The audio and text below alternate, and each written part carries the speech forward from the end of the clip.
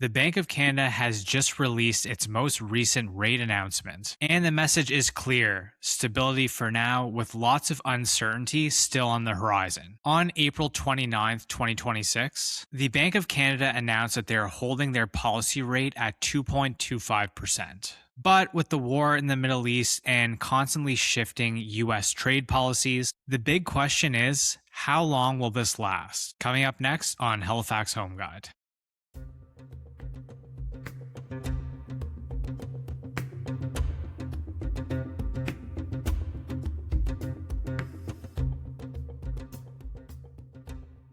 So first, let's take a look at the numbers. The target for the overnight rate still remains at 2.25%. This marks a period of continual holding as the bank navigates some serious economic headwinds. Inflation has been close to the 2% target for over a year now, but we are starting to see a spike. Because of high gasoline and food prices, inflation is expected to peak around 3% this April. The bank's case assumes that oil prices will drop down to around $75 per barrel by mid-2027, which should bring inflation back down to the 2% target by the end of that year. So why all of the uncertainty? Well, it is the same as what they mentioned at their last rate announcement: US trade policies and the conflict in the Middle East. Heightened volatility in Iran is driving up fuel prices, which acts as a double-edged sword for Canada. And meanwhile, US tariffs and trade uncertainty are still weighing heavy on our exports and business investments. While the bank's current outlook assumes that tariffs will remain unchanged, they are keeping a very close eye to see how these trade patterns reshape the economy. Now, let's take a look at economic growth versus affordability. As of now, the forecast for economic growth is largely unchanged compared to January. After a slight contraction towards the end of 2025, we saw some growth in early 2026.